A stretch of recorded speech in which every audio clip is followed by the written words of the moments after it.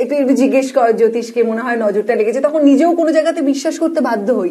একটু বলো না, সত্যি কি নজর লেগে যায়? মানে কি? প্রথমত বলি, তুমি কোনো কাজে যাচ্ছ, তুমি কাজে সফলতা পাচ্ছ না, এবার তুমি বলে না সময়, ঠিক আছে, আমাদের পঞ্জিকা মতে আর কি, মানে আমাদের শাস্ত্রীয় মতে সারাদিনের মধ্যে বিশেষ কিছু সময় থাকে আমাদের শুভ সময়, আর বিশেষ কিছু সময় থাকে সেটা অশুভ সময়। আমি একটু পাঠ করে দিই, বুঝতে সুবিধা হবে। ধরো একটা অমৃত যোগের নাম শুনেছো নিশ্চয়ই। অমৃত যোগে যদি কোনো শুভ কাজ করো, টাইমিং থাকে, একটা পঞ্জিকা কিনে নেবে 10 টাকা দাম, হয়তো একটা পঞ্জিকা কিনে নেবে, কিনে নিয়ে দেখে নেবে যে কালকে, মানে আজকে রাত্রে দেখে নেবে যে কালকে আমার একটা কাজ আছে, বা তুমি যদি 7 দিন পরে যদি তুমি কাজটা করো, তুমি লোককে টাইম দেবার আগে একটু বলে দেবে, ঠিক আছে আমি পরশুদিন কখন মিট করছি, আমি টাইমটা পরে জানাচ্ছি। তুমি জাস্ট পঞ্জিকাটা একটু খুলে দেখে নেবে যে কোন সময়টা অমৃত যোগ আছে। আচ্ছা, এবার যদি অমৃত যোগের টাইমিংটা তুমি শুধু একটু ফলো করবে, ধরো বিকেল 4টে থেকে সন্ধ্যে 6:55 অব্দি অমৃত যোগ আছে, বা দুপুর 12টা থেকে 1:25 অব্দি অমৃত যোগ আছে। এই যে সময়টা, এই অমৃত যোগের সময়টা তুমি যদি কাজকর্মগুলো করো, অ্যাপয়েন্টমেন্টটা যদি আমি ওই সময়টা রাখি, হ্যাঁ, তাহলে তুমি দেখবে কাজে প্রোগ্রেস হচ্ছে, তোমার কাজের সাকসেস আসছে, তুমি খুব ভালো জায়গায় এগোচ্ছ।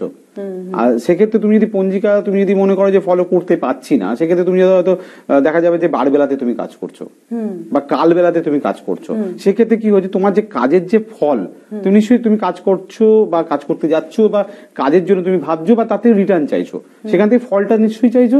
দেখা যাবে তুমি সেই অশুভ সময় যেটা বলি, সেই সময় যদি যাবার জন্য তুমি যে গুড লাকটা পাওয়া দরকার, সেই গুড লাকটা তুমি পাচ্ছ না। আর একটা ব্যাপার হলো যে এই যে গণের একটা ব্যাপার থাকে না, যে মানে এটা আপনাদের বোধহয় সব থেকে বেশি কোয়েশ্চেন আর কি, যে গণটা কতটা ইম্পর্টেন্ট আমাদের লাইফে। প্রচন্ড ইম্পর্টেন্ট জায়গা। মানে প্রথমত বলতে হবে যে আমাকে গণটা কাকে বলে, নাহলে মানুষ তো ক্লিয়ার হবে না ব্যাপারটা, যে গণ কাকে বলে, যে আমি গণ নিয়ে এত মাথা ব্যথা করবো কেন, গণটা কাকে বলে। আমাদের 3টি গণ আমরা বিশ্লেষণ করি। একটা হচ্ছে নরগণ, মনুষ্যগণ যেটাকে বলি, একটা হচ্ছে রাক্ষসগণ যেটাকে বলি আমরা দেবাড়িগণ, আরেকটা হচ্ছে দেবগণ যেটা আমরা ভগবানের বা ভালো গণ বলি, শুভ গণ বলি। এই 3টি গণ আমাদের আছে। গণ থেকে আমাদের মানসিকতা নির্ণয় করা হয়। আমি খুব সিম্পল ভাবে বলি, ছোট করে, নরগণের মানুষরা খুব সিম্পল লাইফ লিড করতে ভালোবাসে, সিম্পল জামা কাপড় পরে, সোভারনেসটা থাকে, মানে প্রচুর কিছু থাকলেও সেটা বাইরে একদমই বোঝা যায় না, একদমই না, খুব সিম্পলি লাইফ লিড করে আর কি। দেবাড়িগণের মধ্যে থাকে একটু ঝকঝকে চকচকে, মানে ধরো যদি আমার দেবাড়িগণ হয়, আমি যেটা পরবো সেটা একটু সেরা হবে, আমি যে জিনিসটা খাবো একটু বেটার হবে, বেস্ট হবে আর কি, বেস্ট হবে। মানে এদের মানসিকতা সবসময় টপে। মানে কেউ তাকে বলবে কোনো কথা, সে সহ্য করবে না। এই হচ্ছে নেচারগত 3টি পার্থক্য দেখা গেল। এবার মজা হচ্ছে কি, ধরো নরগণের সঙ্গে মিল হবে, তাহলে একই রকম মানসিকতা, ওকে, তাহলে এখানে নরের সঙ্গে রাক্ষসের মিল হবে না, তার মানে কি মানসিকতা ডিফারেন্স হচ্ছে। আচ্ছা, এরকম যদি ধরো কখনো হয় যে সবসময় তো রাক্ষস বা নর কিংবা দেব হচ্ছে না, তো কখনো কোনো গণের সাথে আর একটা গণের একটা ক্ল্যাশ তো হয়ে যায়, মানে কোনোভাবে, তো সেটা তো নিশ্চয়ই অনেক প্রোটেকশন আছে।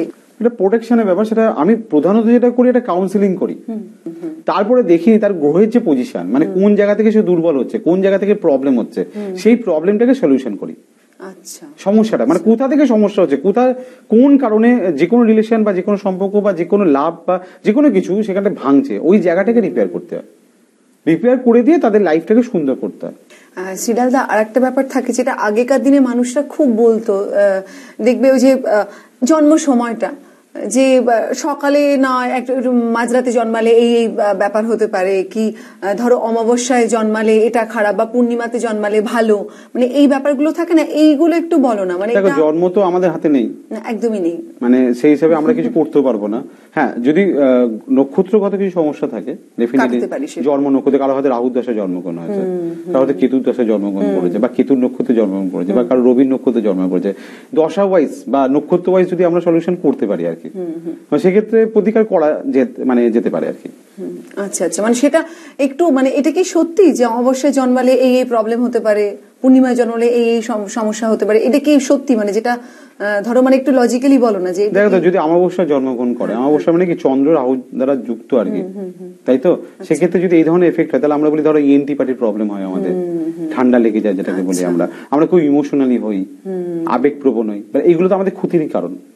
আবেগপ্রবণতা সত্যি ক্ষতিকর। ওই রেগে যাওয়া যেটাকে বলে আর কি, আবার সহজেই কনভিন্স হয়ে যাই, একটা ভালো কথা বললে আমরা পটে যাই, ঠিক আছে। আবার মানে সেটা খারাপ সেন্সে যদি আমার কেউ ক্ষতি করতে যায় সেখানেও তো ক্ষতিকারক আর কি। এই জন্য বলি যে আমরা বিশেষ কিছু অশুভ তিথিতে জন্মগ্রহণ করা, মানে অমাবস্যায় জন্মগ্রহণ করা, কোনো অশুভ তিথিতে জন্মগ্রহণ করা, বা একাদশী দিন জন্মগ্রহণ করা, বা বিশেষ কিছু তিথিতে বাজে তিথি আছে সেইগুলো, বা কালবেলাতে জন্মগ্রহণ করা, যেটা বলছিলাম আমি, সেক্ষেত্রে নেগেটিভ ফল দেয়।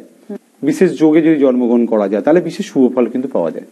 শ্রীলাল দা, এবার আমার কথা জানতে চাই, আমার মেষ রাশি, তুমি একটু বলো না যে এই সময়টা আমার কি করা উচিত, একটু সাজেশন দাও, বা এই সময়টা কিরকম যাচ্ছে একটু বলো। একটা ওভারঅল বলি, হ্যাঁ, কেন প্রচুর বন্ধু শুনছে, ওভারঅল একটা বলি, ইন্ডিভিজুয়ালি তোমার সঙ্গে পরে আলোচনা করছি, এবং ওভারঅল বলি কারণ বহু মানুষ মেষ রাশির লোক, এখন লাখ লাখ লোক হয়তো মানুষ শুনছে আর কি। তা মেষ রাশির ক্ষেত্রে এখন কিন্তু গোল্ডেন টাইম। আচ্ছা, বাহ। যে টেনশনটা লাস্ট 1.5 বছর ছিল, যে টেনশনটা বা যে সমস্যাটা লাস্ট 1.5 বছর ছিল, সেই সমস্যাটা কিন্তু কেটে গেছে। আচ্ছা, এখন যেটা দরকার প্ল্যানিং দরকার, তুমি কিভাবে কাজ করবে, টাইমটা গোল্ডেন টাইম। আচ্ছা, দিন সূর্য উঠে গেছে, তোমাকে কাজ করতে হবে, গুছিয়ে নিয়ে কাজকর্ম করতে হবে। কিছু বাধা আসবে, আগের প্রবলেম মানে অতীতের প্রবলেম গুলো দিয়ে কিছু বাধা আসবে, অতীতের প্রবলেম গুলো মানে প্রেজেন্ট তুমি নতুন করে প্রবলেম ফেস করবে না, কিন্তু অতীতে কিছু কাজকর্ম করছো। তুমি যেটা বলছো 1.5 বছর আগে যে ক্রাইসিসটার মধ্যে দিয়ে আমি এসে ওইখান থেকে কিছু প্রবলেম আমার আসতে পারে। হ্যাঁ, ধরো তুমি কিছু ভুল করে থাকতে পারো, কিছু কমিটমেন্ট করতে পারো, বা কোনো কিছু নতুন কোন স্টেপ নিতে পারো, মানে এরকম কিছু তুমি যে কাজ করেছো অতীতে সেইখানকার কিছু প্রবলেম, সেগুলো তোমাকে কিন্তু ডিস্টার্ব করতে পারে। বাট তোমার নতুন করে কোনো ভুল হবে না, তুমি